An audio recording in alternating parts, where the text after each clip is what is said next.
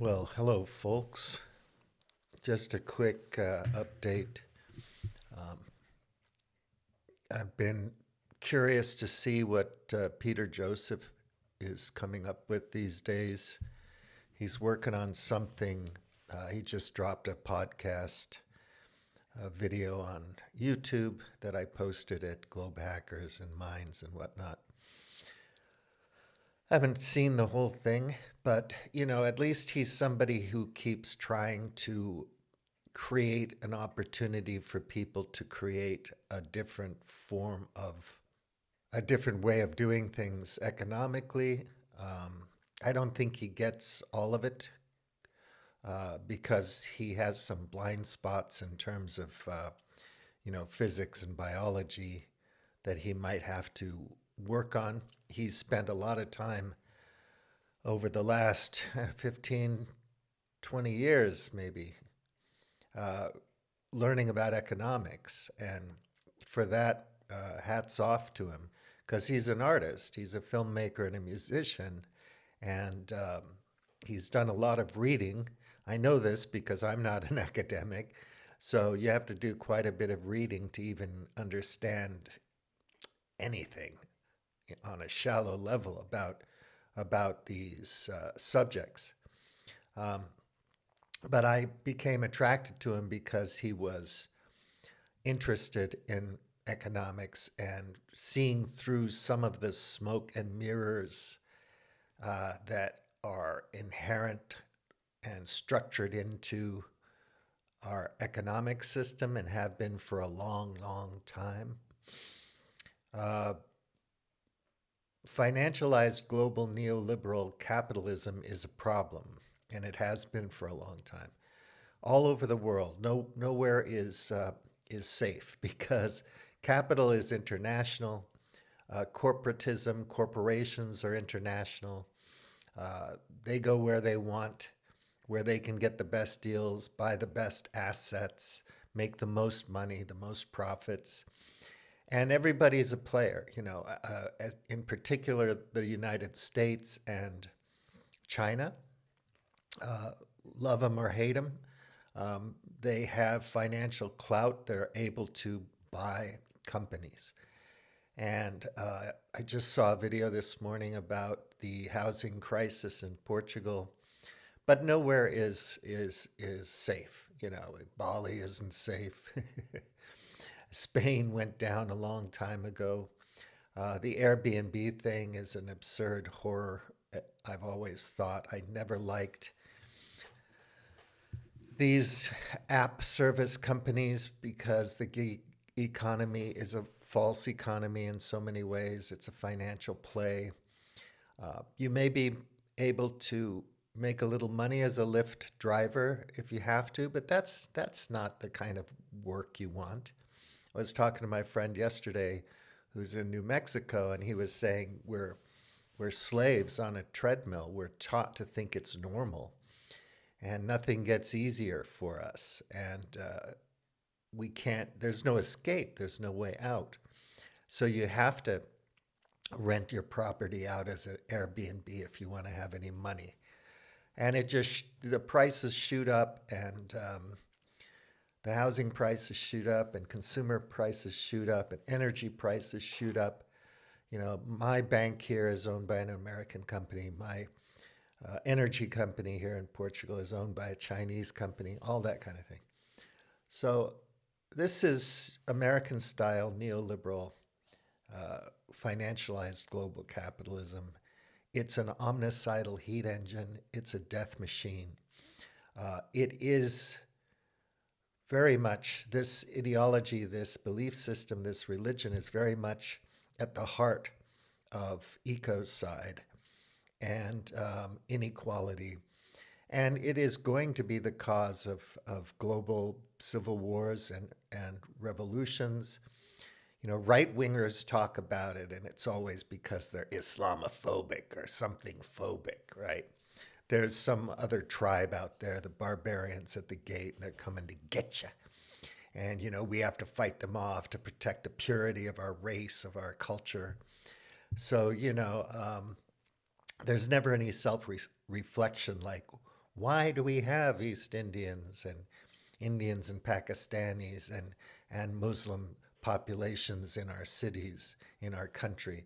Could it have anything to do with our history of colonialism, imperialism, and so on, and global capital? Does that have anything to do with it? No, it's just that somehow they got into the country and now they're going to cause all manner of problems. And then you have to go down that great replacement line of thinking, which is absurd. People put up videos about how we're not totally out of Africa. I mean, our species came out of Africa, but then it went back into Africa, and it mixed with Neanderthals and Denisovans and other species. And actually, Europeans are white and have always been white. I mean, who gives a damn about the pigmentation of somebody's skin 10 or 20 or 30,000 years ago? I mean, what the hell? Nobody was thinking in racialist terms back then. Racism in a certain sense, in the modern sense, probably from, 200 or 300 years ago, is relatively new. I know people were bigots in ancient Rome, but the racism wasn't the same kind of racism. But anyway, that's another story you have to look into. But it's just absurd. These aren't the things that are killing us, that are going to destroy us.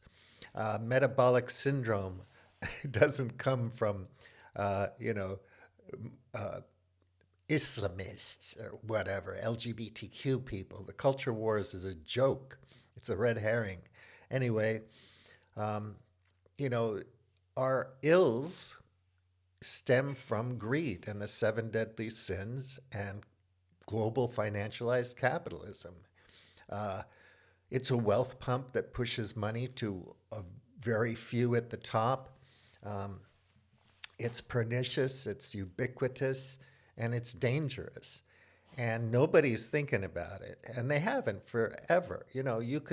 When I was a kid in San Francisco, I used to go to the Maoist bookstore. And I had been to China in 1980. And I used to debate with the Maoists there, about how I'd just be a gadfly and kind of trolling them and just go in and argue with them about stuff. And they were real dyed-in-the-wool ideologues, Maoist ideologues, and I just found it kind of entertaining. They were nice people. And back then, I think I had a very shallow and conventional perspective on why America was special and cool. And I'd traveled a lot, had a lot of respect for a lot of countries around the world. But, still you're like, yeah, I don't think Maoism is the thing, dude. But, since then, I've learned a lot from studying Chinese history. Uh, doesn't make me a Maoist, but I've learned a lot from it. I just think that we have to start to entertain the idea that people have to step up and get smart, uh, learn what the real reasons for our predicament is, the polycrisis and all that, and understand that a great deal of it today has to do with economics. And maybe it's true that human beings weren't the RK species thing that Eric Lee talks about. Maybe we weren't natural evolving human animals of place, living in harmony with our natural environment in balance, right? But for a long time, we run around and we have wars. Everyone talks about when we settled down and started doing agriculture. And, there's all kinds of theories about when civilization began and what that means and all that. It's very interesting. But we live in 2025. And this thing of ours, this Goomba capitalism, this mafia madness that thrives on war and conflict and bubbles, financial bubbles and everything, is extremely dangerous, and it's ruining lives and cultures. And it breaks my heart every time I see it, because I do remember back in the day when you traveled somewhere and it was unique and it was special and it was less leveraged by global neoliberal capitalism. So we got to do something about this. I don't know what. Unfortunately, it'll probably be a chaotic response, reactionary, revolutionary. It'll cause more pain and suffering. Whatever transition we have won't solve any problems, because no matter where you live, we have to have a global response to this. Fixing something in Ecuador or in Chile or in Portugal or anywhere else in the world, because you can't think that America is going to go down the right path. People are too willfully ignorant there. There are too many magical thinkers, too much greed. That's where the whole, Moloch, or the whole, beast was born. And and it exists and it's powerful and it's got its finger on the button, threatening Iran, threatening everything. I mean, sorry, we know we can't beat Iran in a conventional war, so yeah, but we can destroy countries. We destroy regimes. We destroyed Libya and Iraq and other places. It doesn't mean we won anything or we accomplished anything, but we did destroy a particular version of Iraq, and we'll have to use nukes to destroy a particular version of Iran. It's bad and it's getting worse, and we have to stop it somehow. So I'm looking at Peter Josephs, and I'm thinking, I don't know what he's got going, but maybe it's interesting. And I'm working on this piece about Moloch and quantum entanglement in terms of, metaphorically, in terms of sociology, entanglements, networks, real networks, face-to-face networks, how human life is entangled, embedded in living systems, and so on. And this horrific monster Moloch that was from, less wrong. Anyway, it's an interesting model, it's an interesting metaphor, and it's something to look into. I was riffing off of the tech bro mentality. I honestly believe that these people are psychopaths, and they've drank their own Kool-Aid. Audience capture has a lot to do with it. They really are arrogant maniacs. I've met some of these people in person over the years. I'm not saying I'm friends, but just in the same room, and they're scary. And their version of the future is death. And the machines that they want to make aren't going to accomplish anything, but they'll make them very rich and powerful. And we're at the very precipice of being utterly controlled by information flows and sick narratives that don't really make any sense and are not good for people or life on Earth.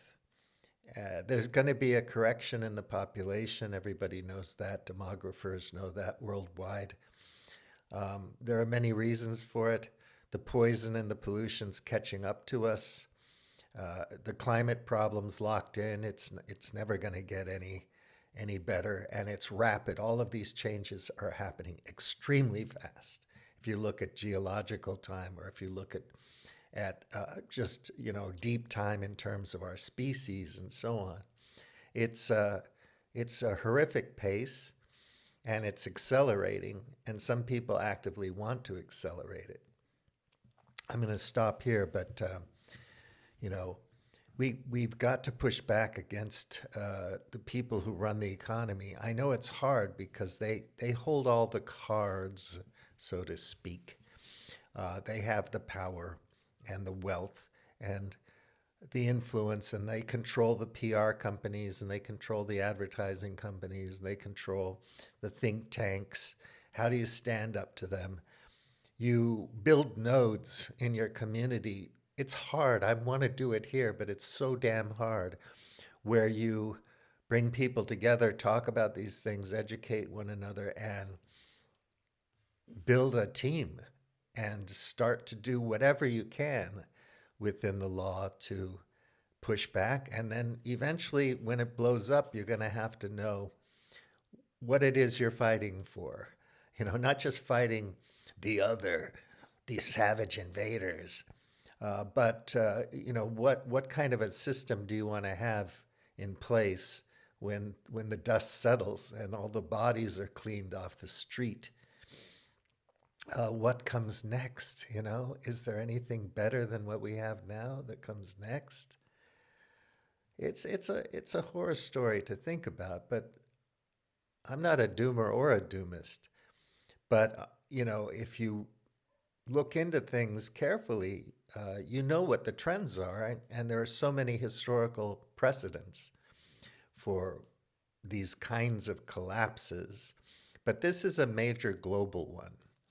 And I put it at the feet of neoliberal, financialized, fossil fueled global capitalism. Figure it out. There's something better we can do. A lot of us, unfortunately, are going to have shorter lives than we could have had for a lot of reasons. But it would be nice to understand what's happening and get ahead of it just a little bit, even just so that you can be calm and cool and loving and kind in the face of your fate, which might not be very nice and which might be quite painful in the future. You have the cancer cells in your body, and for a long time they don't do anything to you for decades, and then suddenly they metastasize. Everything gets very painful, very uncomfortable, and in the end you have those days of whimpering and shivering if you don't have the right pain meds until you take your last breath. We are not beyond limits. We are all going to pass away. I don't want to live in a world where I have to hurt somebody to survive another day. I want to live in a world where we help each other, even if we don't agree with each other on everything, even though we're not best friends and so on. But we can work together and do things together to build a kinder, gentler life while things are going quite badly. This thing of ours, this Goomba capitalism, is going to end badly. It is going to end very badly.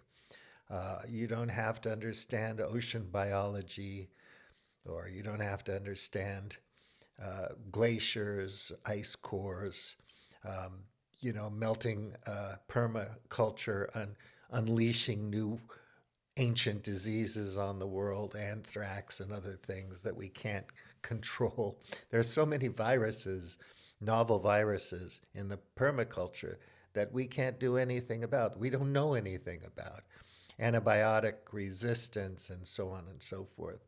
It's just it's a nightmare. Metabolic syndrome and so on, these diabetes and these things, access to healthcare. My friend had a shoulder replacement. I had a hip replacement. Another friend of mine had a knee replacement. Depending on where you live, that can cost you $5,000 with insurance or $100,000 with insurance. Thank God you can get it if you can. But a lot of us are shit out of luck, And modern medicine is science-based medicine is great, but it's energy intensive. We need lots of equipment and tools to keep it going. And at some point, it's just not going to be there anymore. I hate to say it.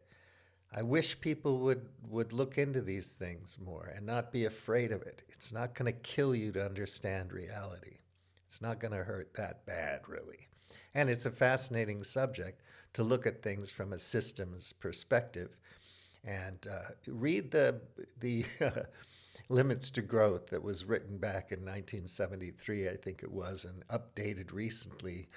And look at all the academic papers, the critiques and the academic papers of the book, and see what predictions actually were bang on, and what we can still learn from thinking in terms of systems. Uh, and Where are we right now? We got to do something about it. And, the people in Belgium and the people in Washington are not going to help us. Hegseth, Mark Rubio, all these types, Elon Musk, they're fucking batshit crazy. It's funny, they spout all these anti-education things, and they're fighting back against the elites. And they're elites. They all went to Ivy League schools. They're hypocrites. They're ideologues. They're mean people. They want power. They want to lord over. They want to show everybody that they're tougher and better than their competitors. And you get caught in the middle of it. And they'll tell you anything you want to hear. But the funny thing is, what you want to hear is what you've been conditioned to want to hear. And most of us just won't, meta-analyze ourselves deeply enough to know that we're being conditioned and trained to believe certain narratives that are against our best interests. And we don't want to learn about domains of interest and subjects deeply enough to be able to see through all that, because it's difficult. I've said that many times. So it's easier to believe shit. Don't believe shit. Learn stuff. It's more important to learn. And it's hard, and we don't know shit. I don't know shit, but you can learn a little bit at a time, and it can help your worldview and your ability to make good decisions, and give you a little bit more agency than you may have had you not learned something. So I'll get back to you on this Mullock thing, but anyway, have a nice week. Happy Monday. Take good care. Buliam T.